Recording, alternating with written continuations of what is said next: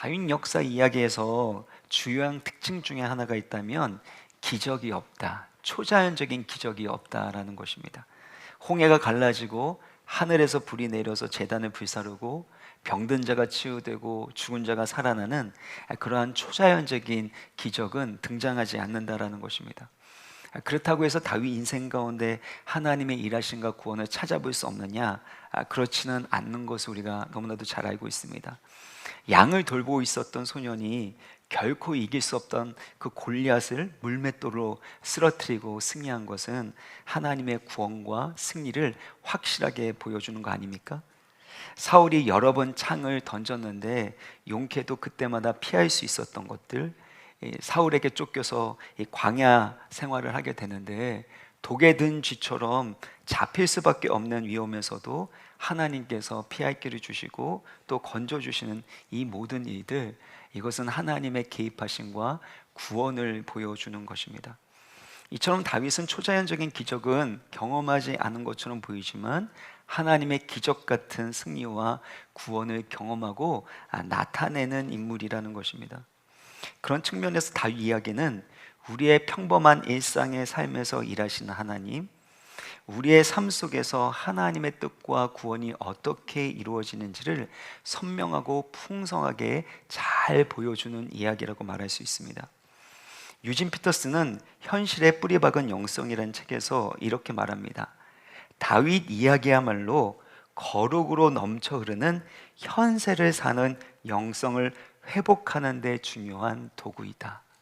그러니까 거룩으로 넘쳐 흐르는 현실을 살아가는 영성, 그것을 회복시키는 데 있어서 다윗의 이야기가 너무나 중요한 도구로 사용될 수 있다라는 것입니다. 그래서 현실에 뿌리박은 영성의 이 책에 나와 있던 이 표현 그대로 현세를 사는 영성, 현실의 이 세상을 살아가는 그 영성이 오늘 이 설교의 기도 제목으로 제가 차용해 온 것인데요. 특별히 주목해야 될 것은 다윗이 절체절명의 현실의 위기 속에서 하나님을 향한 영성을 회복하게 되었고, 수치스러운 고난과 고통 속에서 기도를 회복했다라는 것입니다. 현재 다윗은 압살롬의 배신과 반역으로 인해서 예루살렘을 떠나서 광야에 도망가 숨어 있는 상황입니다. 그는 수치스러운 고난 속에서 절망하거나 삶을 포기하지 않습니다. 그 이유가 무엇인가 하면 하나님의 말씀이 이미 다윗에게 주어졌기 때문입니다. 이미 하나님은 나단을 통해서 다윗에게 일어날 일들에 대해서 예고하셨습니다. 그 모든 과정은 하나님의 징계이기도 하지만 다윗이 뿌려놓은 죄악의 씨앗들에 이 맺혀진 결과와 열매들인 것입니다.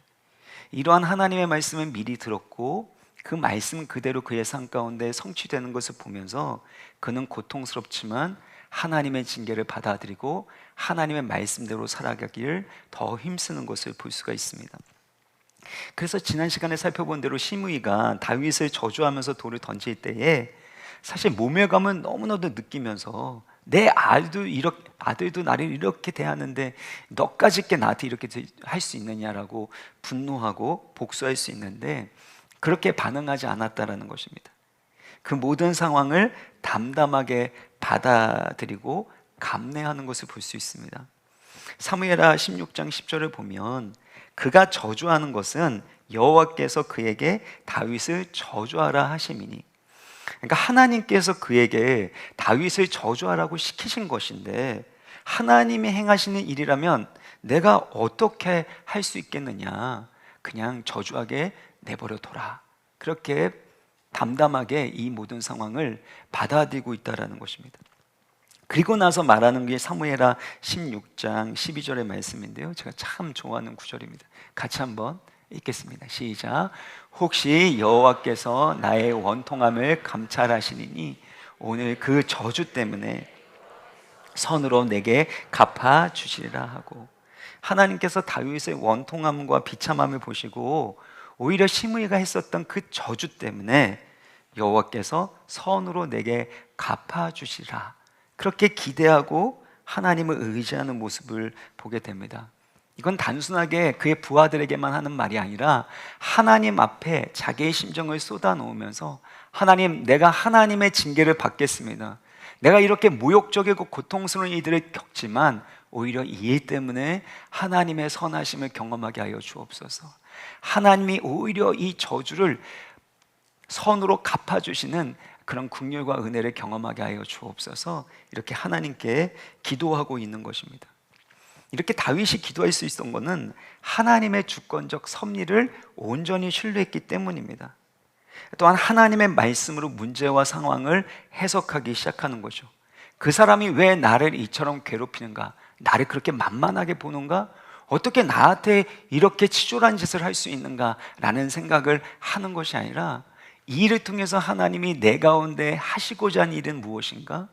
이 일을 통해서 하나님이 내 가운데 말씀하고자 하는 일은 무엇인가? 이 일을 통해서 내가 배워야 할 것, 내가 얻어야 될 영적인 교훈은 무엇인가? 모든 것을 하나님의 관점으로 바라보고 해석하고 하나님의 말씀으로 해석하고 있다는 것입니다. 결국엔 하나님께서는 나를 망하게 하시는 것이 아니라 나를 살리실 것이다. 내가 당하고 있는 이 고통스러운 일, 이 수치스러운 일 때문에 오히려 하나님은 내 가운데 선으로 갚아주실 것이다. 그 하나님을 신뢰했기 때문에 이처럼 기도하는 거 아닙니까? 사랑하는 성도 여러분, 때로는 우리가 겪는 고난과 힘든 일 속에서도 우리를 향하신 하나님의 주권적 섭리와 선하신 뜻이 있음을 믿으시길 바랍니다. 내가 당하고 있는 이 일 때문에 내가 기도하게 된다면, 이 일 때문에 더 겸손하게 하나님의 은혜와 긍휼을 구하게 된다면 반드시 하나님은 이 일을 사용하셔서 더 큰 은혜와 복을 우리의 삶 가운데 부어주실 줄 믿으시길 바랍니다. 다윗이 이러한 믿음을 회복했기 때문에 인간적인 방법을 사용하지 않게 됩니다. 저희가 본문에 읽지 않았지만 여러분이 이제 돌아가셔서 이 사무엘하에 있는 본문을 읽어보시면요, 대제사장 사독과 아비아달이 레위인들과 함께 언약궤를 메고 다윗을 따라 나왔습니다. 언약궤는 하나님의 임재를 상징하는 거 아닙니까? 그래서 언약궤를 가지고 가면 전쟁에서 승리할 수 있을 것이다, 이렇게 생각을 합니다. 사울은 언약궤를 이용해서 전쟁에서 승리하고 자신의 왕권을 지키려고 했습니다. 많은 사람들이 언약궤가 주는 정치적 이미지, 종교적 이미지를 이용했고 전쟁에서 승리하기 위한 수단으로 마치 부적처럼 여기면서 언약궤를 가지고 가면 우리는 반드시 승리할 거야, 우리가 불순종하고 때로 하나님의 언약을 깨트린 면이 있다 할지라도 언약궤는 우리를 지켜줄 거야 라고 부적처럼 사용하고 이용하는 이들이 얼마나 많았습니까? 이처럼 하나님의 주권과 언약을 믿지 않으니까 인간적인 방법을 사용하고 하나님을 이용하게 되어 있다는 것입니다. 하지만 다윗은 이 언약궤를 예루살렘으로 돌려보냅니다. 자신이 전쟁에서 승리하기 위해서, 자신의 왕권을 지키기 위해서 언약궤를 이용하지 않는다라는 것입니다. 그저 하나님의 주권적 섭리와 하나님의 말씀이 이루어지는 그 과정 가운데 하나님이 긍휼히 여겨주실 것을, 이 또한 선으로 갚아주실 것만을 바라고 있는 것입니다. 우리는 어떻습니까? 하나님을 이용해서 내가 원하는 소원과 욕구를 이루려고, 채우려고 하고 있지 않습니까? 언약궤를 이용하듯이 또 사람을 이용하고 또 그렇게 살아가는 나의 모습은 있지 않느냐라는 것입니다. 하지만 하나님이 기뻐하신 일이라면, 그리고 하나님이 말씀하신 것이라면 반드시 믿음으로 살아가게 될 때 하나님이 선하게 일하시고 그의 뜻을 이루어 주신다라는 것입니다. 근데 여기에서 우리가 주목해야 될 부분이 있는데, 다윗이 이처럼 하나님을 향한 순수한 믿음을 회복해 갑니다. 근데 동시에 매우 현실적이고 전략적으로 행동한다라는 것입니다. 대제사장 사독과 아비아달의 두 아들이 아히마아스와 요나단이 있었는데요, 언약궤를 예루살렘으로 돌려보면서 그 대제사장들의 그 아들 둘, 아히마아스와 요나단, 그들에게 임무를 줍니다. 압살롬의 동태와 상황에 대해서 알게 되면 언제든지 나에게 보고해라 라고 그들을 연락병으로, 스파이로 그렇게 보내고 있는 것입니다. 전쟁에서 적의 정보만큼 중요한 것이 있겠습니까? 지피지기면 백전백승이라고 한 것처럼 적의 동태를, 전략을 아는 것이 승리의 핵심 요건이기 때문에 이와 같이 연락병으로, 스파이로 심어두는 것이죠. 이런 모습은 아히도벨의 문제에서도 나타납니다. 사무엘하 15장 31절을 보면 아히도벨이 압살롬 편에 들어갔다, 다윗을 배신하고 압살롬 편으로 들어갔다라는 것을 알게 됐을 때 다윗이 곧바로 했었던 것은 기도입니다. 여호와여 원하옵건대 아히도벨의 모략을 어리석게 하옵소서. 그만큼 다윗이 큰 위협과 두려움을 느끼고 있는 겁니다. 성경에서 아히도벨의 모략을 뭐라고 표현하냐면 하나님께 여쭤봐서 받은 말씀과 같이 여겼다라고 합니다. 그만큼 정확하고 지혜로운 전략적인 그런 모략, 조언, 이런 것들이 있었던 것입니다. 그러니까 본인의 힘과 방법으로는 아히도벨의 모략을 이길 수 없다라는 것을 판단했던 것이고, 하나님께서 그의 모략을 어리석게 해달라고, 하나님께서 기입하셔서 그의 모략이 실패하도록 해달라고 간절하게 기도하고 있는 것을 볼 수 있습니다. 저번 시간에 말씀드린 것처럼 사무엘하 7장에 그때 다윗이 하나님의 언약, 그 다윗과 맺는 그 언약 가운데서 기도하는 장면 이후에는 직접적으로 다윗이 기도한 내용이 나오지 않습니다. 그리고 사무엘하 11장에 이 밧세바와의 간음 사건과 간접살인 사건, 그런 죄악된 이들을 행하고 난 다음에, 그리고 난 다음에 처음으로 등장하게 되는 기도문이 바로 이 아히도벨의 모략을 어리석게 해달라고 기도하는 장면 아닙니까? 그러니까 아히도벨의 이 사건 가운데서 다윗은 기도를 회복하고 있다라는 것을 성경 저자는 상징적으로 보여주고 싶은 겁니다. 이렇게 다윗이 기도를 회복한 다음에 후세가 다윗에게 찾아오게 됩니다. 이것은 다윗이 기도한 것에 대한 응답이기도 하지만 다윗은 오히려 후세를 예루살렘으로 돌려보냅니다. 그러면서 임무를 맡기는데 사무엘하 15장 34절을 보면 내가 만일 성읍으로 돌아가서 압살롬에게 말하기를 이제는 내가 왕의 종이다 하면 내가 나를 위하여 아히도벨의 모략을 패하게 하리라.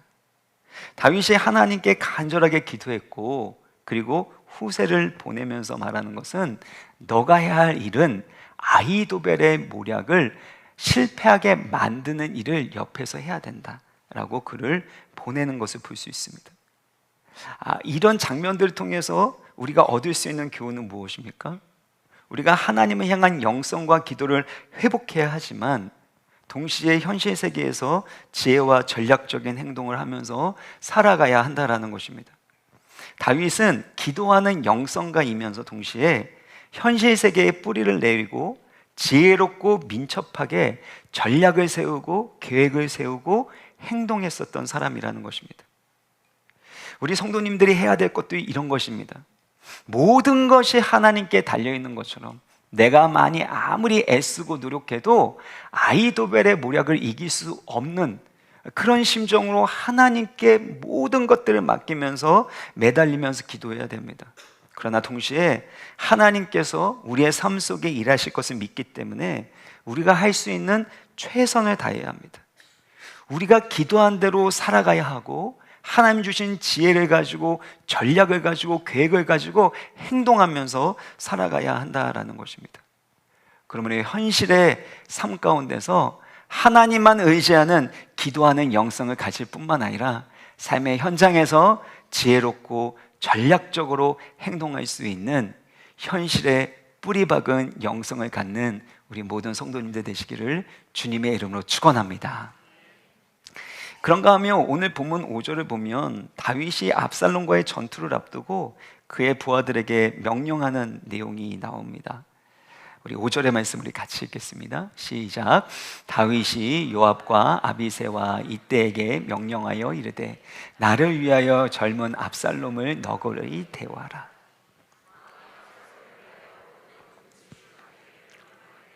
백성들이 다 들으니라. 다윗이 말하는 거예요. 나를 위하여 젊은 압살롬을 너그러이 대우하라는 겁니다. 다윗과 그의 백성을 위한다면 또 그들이 함께 살기 위해서는 사실은 압살롬을 너그러이 대하는 게 아니라 압살롬을 죽여야지만 그들이 살 수 있는 거 아닙니까? 근데 압살롬을 너그럽게 대하라는 것은 무슨 말입니까? 사무엘하 18장 3절을 보면은요, 이 백성들은 다윗에게 이런 말을 해요. 다윗이 전쟁에서 함께 싸우겠다, 그렇게 선언하거든요. 왜 그런가 뭐 여러 가지 해석이 있겠지만 아무래도 바세바와의 이 죄악된 그 사건이 왕이 전쟁에 출전해야 되는 그때에 나가지 않았기 때문에 자기의 부르심의 자리, 사명의 자리, 이것을 지켜야 된다는 마음 가운데 변화가 있었던 것 같습니다. 그래서 전쟁에 함께 나가겠다라고 얘기하니까 왕은 우리 10,000명보다 중하시오니 왕은 그냥 성읍에 계시다가 필요하면 도와주십시오, 이렇게 말하고 있습니다.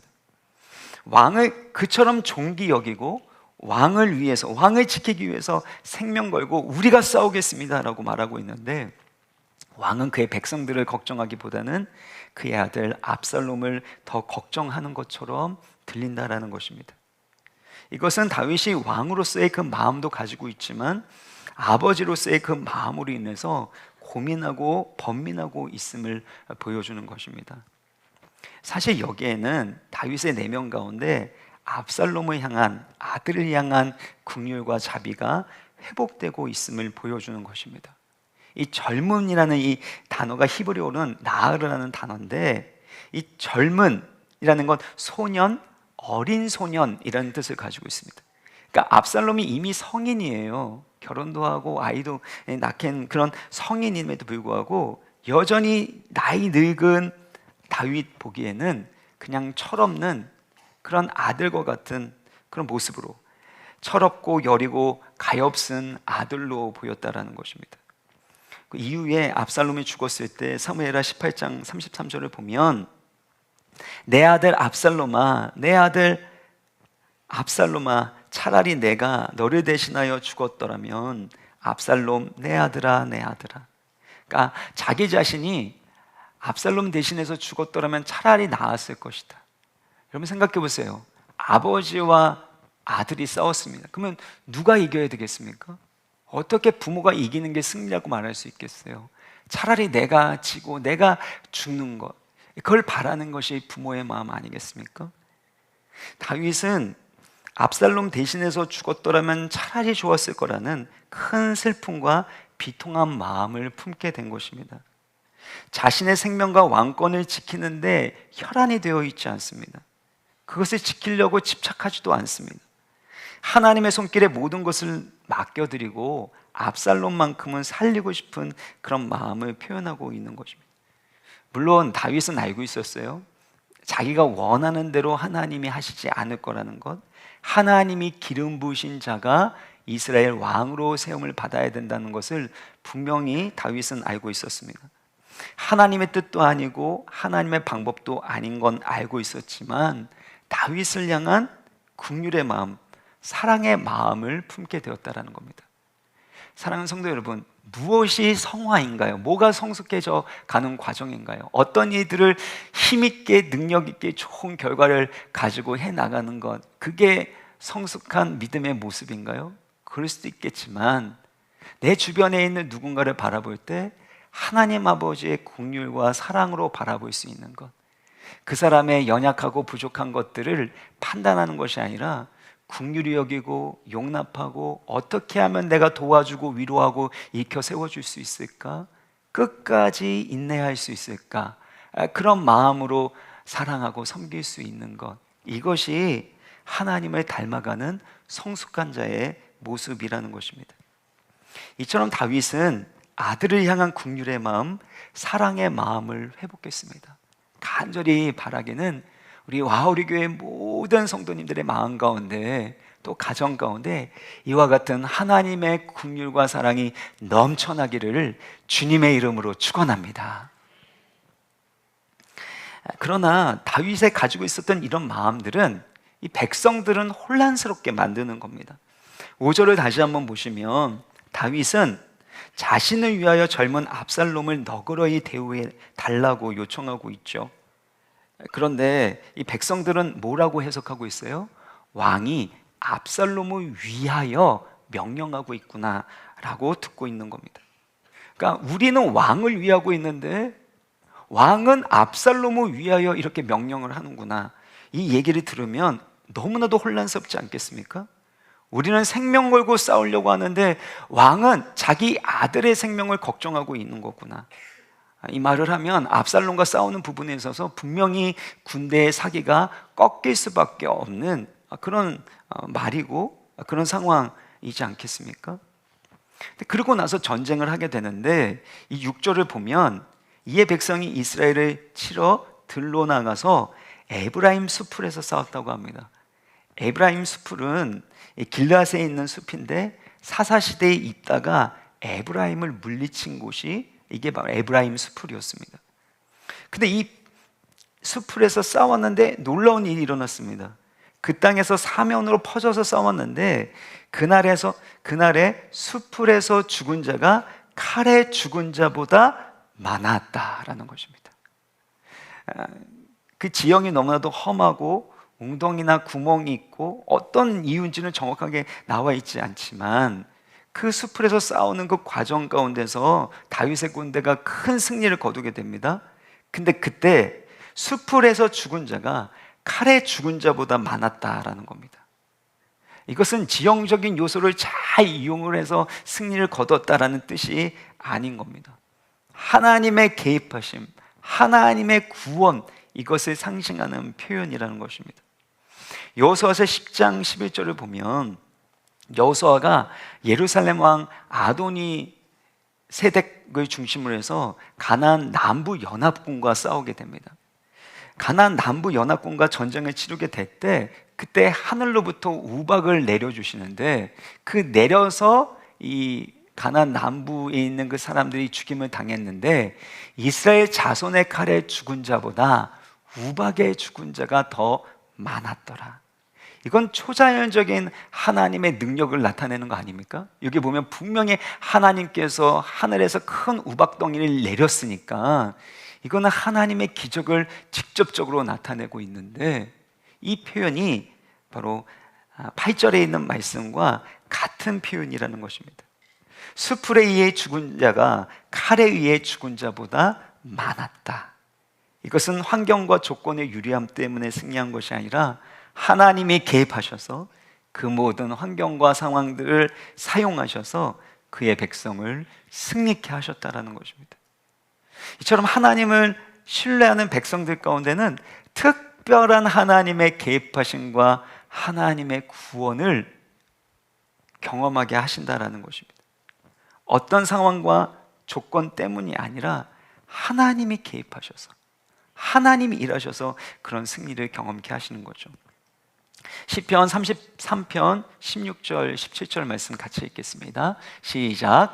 많은 군대로 구원 얻은 왕이 없으며 용사가 힘이 세어도 스스로 구원하지 못하는도다. 구원하는 데에 군마는 헛되며 군대가 많다 하여도 능히 구하지 못하는도다. 제가 이 말씀을 참 좋아합니다. 제가 미국에 갔다가 다시금 돌아와서 사역지를 구해야 되는데 6년 동안 파트 생활하고 이제는 전임을 구해야 되는데 모든 길이 다 막혀서 어떻게 할 수도 없는 그 상황이 됐을 때 그때 하나님이 제 가운데 말씀하신 것이 이 말씀이었습니다. 많은 군대로 구원 얻은 왕이 없으며 용사가 힘이 세어도 스스로 구원하지 못한다. 사실 맞지 않는 말입니다. 많은 군대로 구원을 얻는 겁니다. 용사가 힘이 세어야지만 스스로 구원할 수 있는 겁니다. 그리고 전쟁에서 승리하는 데는 군마가 가장 강력한 무기이고 그리고 군대가 많다면 반드시 전쟁에서 승리할 수 있는 겁니다. 근데 하나님은 그 모든 것들이 다 헛되다라는 것입니다. 저는 사실 미국에서 이 공부 끝하고 이렇게 와게 됐을 때 금이 환영할 줄 알았거든요. 왜냐하면 그동안 저는 사역을 계속해서 해왔고, 미국에서 다른 사람들은 공부만 했는데 저는 사역도 거기에서도 이민교회에서 가장 크고 그리고 잘 알려져 있는 이민교회에서 청년 사역을 계속해서 했고, 공부도 이렇게 많이 했으니까 다들 나를 환영하려고 기다리고 있겠지 이렇게 생각했는데 아무도 저를 원하지 않는 겁니다. 심지어 어느 날은요, 저희 부모님께서 이 교회 한번 지원해 봐라 그러면서 저희 고모부가 목사님이신데, 고모부가 그 교회에 잘 아는 담임 목사님이시거든요. 그래서 그 고모부 추천서를 받아서 내라 그랬는데 아닌 것 같다, 하나님 마음을 안 주신다 그랬는데, 근데도 그 왜 냈냐면, 그래도 어떻게 해요, 저 자식이 있으니까 일단 부모님 말씀하신 거니까 그렇게 순종해가지고 제가 금요일 날, 그때가 12시까지 제출하는 거였는데 제가 미루다가 11시 50분에 제출했는데, 그리고 나서 아침에 8시에 일어나서 딱 보니까 이메일에 죄송합니다, 저희는 우리 목사님을 받지 않습니다, 이런 게 오더라고요.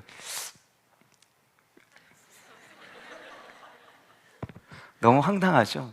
그러니까 하는 것마다 다 안 되는 그 과정을 통해서 내가 가지고 있는 스펙도, 내가 경험했었던 사역들도, 그 어떤 것들도 결국에는 아무런 소용이 없는 거구나 라는 것들을 깨닫게 되는 과정들이 저희 인생 가운데 참 많았던 것 같습니다. 우리가 가지고 있는 어떤 조건들, 가지고 있는 능력들, 이런 것들로 인해서 우리 스스로를 구원할 수 있는 것이 아니라 바로 하나님께서 우리의 구원이 되시고 하나님이 개입하시고 역사하실 때, 그때 참된 하나님의 뜻이 성취되는 것들을 우리가 경험하게 된다라는 것입니다. 사랑하는 성도 여러분, 우리 인생 가운데 하나님의 놀라우신 섭리와 주권의 손길이 함께하고 있는 것을 믿으시고, 여러분의 조건, 환경, 어떤 사람도 의지하지 말고 모든 것에 승리와 구원이 되시는 하나님만 붙드시고 의지하심으로 하나님의 더 높은 뜻이 이루어지기를 주님의 이름으로 축원합니다. 잘 들리시죠? 저는 이렇게 알겠습니다. 그 결과 전쟁에서 압살롬의 군대에 2만 명이 죽게 됩니다. 엄청난 피해를 입고 압살롬은 도망을 가게 되죠. 9절의 말씀을 우리 같이 한번 읽겠습니다. 9절 시작. 압살롬이 다윗의 부하들과 마주치니라. 압살롬이 노새를 탔는데 그 노새가 큰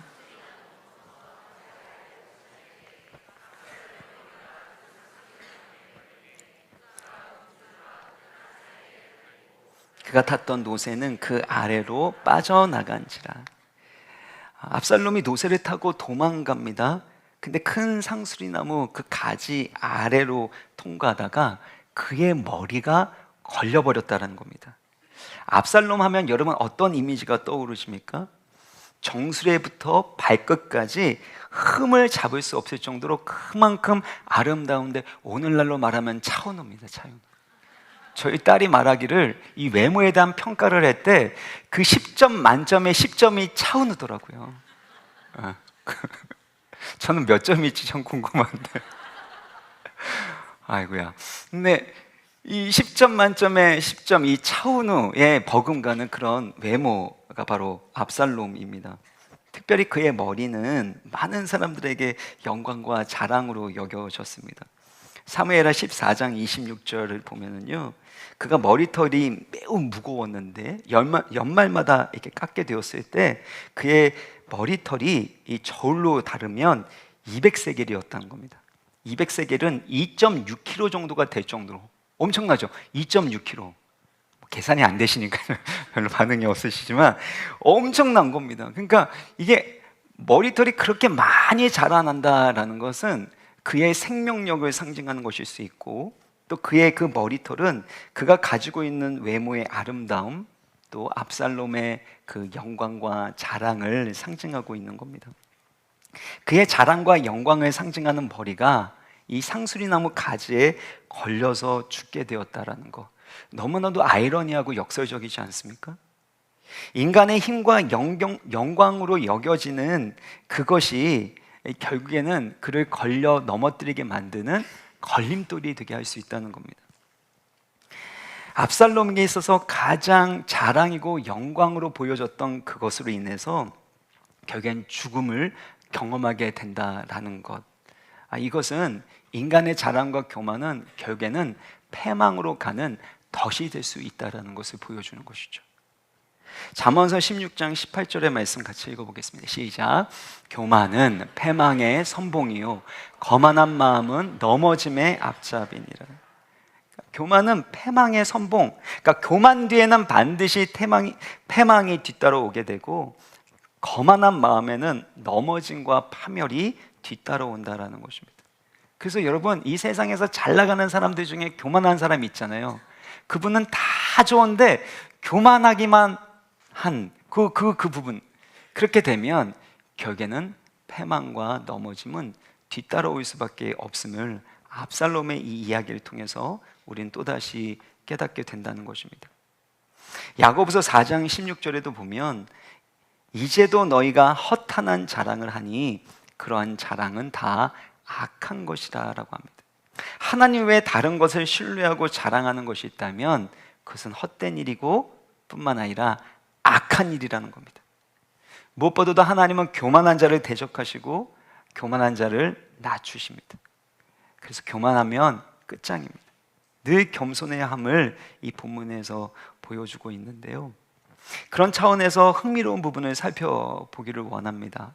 이 걸림에라는 이 단어가 히브리어 동사에는요, 이 동사로 되어 있는데 율법에는 한 번 사용됩니다. 이 걸림에라는 단어가 율법에 한 번 등장하게 되는데요, 신명기 21장 23절을 보면 나무에 달린 자마다 하나님께 저주를 받았습니다 라는 것입니다.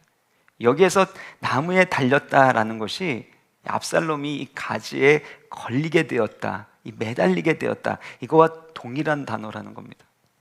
압살롬은 지금 머리가 그 나무에 매달려 있는 상태라는 것은 하나님께서 저주하신 상태라는 것입니다. 율법에 따르면 아버지를 거역하고 아버지를 죽이려고 하는 사람은 죽임을 받는 저주의 죽임을 당해야만 했습니다. 또한 아버지의 첩과 아내를 동침한 자도 그런 저주와 죽음을 당해야만 했는데 압살롬이 그 모든 죄악들을 범했던 자입니다. 결국에는 압살롬은 율법에 말씀하고 있는 저주와 심판을 고스란히 받게 되었음을 암시하고 있는 거예요. 그러니까 우연히 어쩌다가 나무에 걸려서 재수없이 불운하게 그렇게 죽임을 당하게 된 것처럼 보이지만 이것은 어쩌다 우연히 일어난 일이 아니라는 것입니다. 하나님의 율법의 그 말씀대로 무서운 심판이 압살롬에게 이루어진 것입니다. 하나님이 이와 같이 인간 안에 있는 우연처럼 보이는 일, 불운한 일, 그런 것까지도 사용하셔서 하나님의 뜻과 말씀을 성취해 가신다는 것입니다. 아합이 죽을 때도 마찬가지입니다. 열왕기상 12장 34절을 보면 한 사람이 무심코 활을 탁 쐈습니다. 그러니까 아합을 맞추기 위해서 쏜 것도 아니에요. 조준하고 쏜 것도 아니고 그냥 무심코 아무나 맞아라 하고서 딱 쐈는데 이 이스라엘 왕 아합의 갑옷 소이기에 맞게 된 겁니다. 이 갑옷 그 사이에, 그래서 거기에 박혀서 여기 관통해서 결국에는 아합이 죽게 되었다라는 것입니다. 이처럼 우연처럼 보이는 일, 너무나도 불운하게 보이는 그 이들까지도 하나님의 의도하신 뜻을 이루게 하시는 일이라는 것입니다. 그러니까 전에도 계속해서 반복해서 말씀드리지만 우연은 있습니까? 없습니까? 우연은 없는 겁니다. 우리 인생 가운데는 좋은 일, 좋은 운, 나쁜 운, 뭐 이런 우연적인 일들이 너무나도 많지만 하나님의 주권과 섭리 가운데선 우연은 없는 것입니다. 마태복음 10장 29절의 말씀을 우리 읽겠습니다. 시작. 참새 2마리가 한 아사리온에 팔리지 않느냐.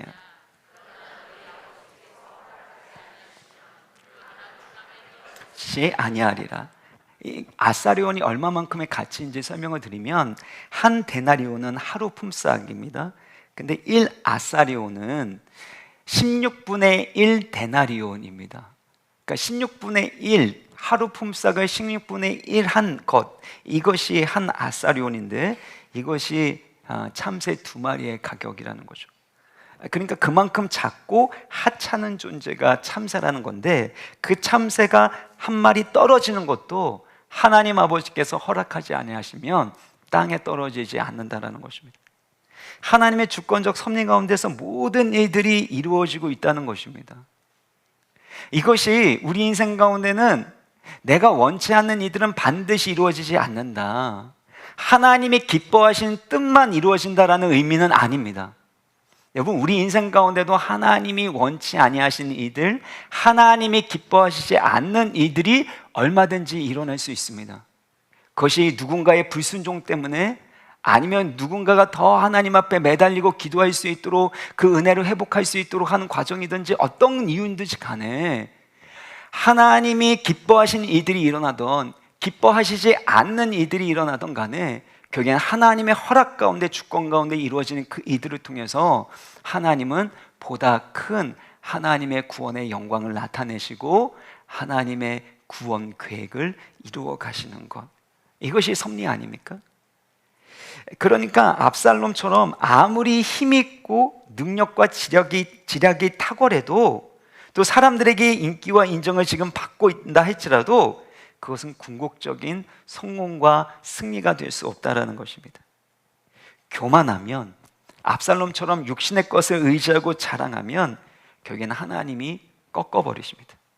하나님의 말씀과 그 뜻이 우리 인생 가운데, 이 세상 가운데 이루어질 수 있도록 하나님은 공의와 사랑으로 역사하고 계시기 때문이라는 것입니다.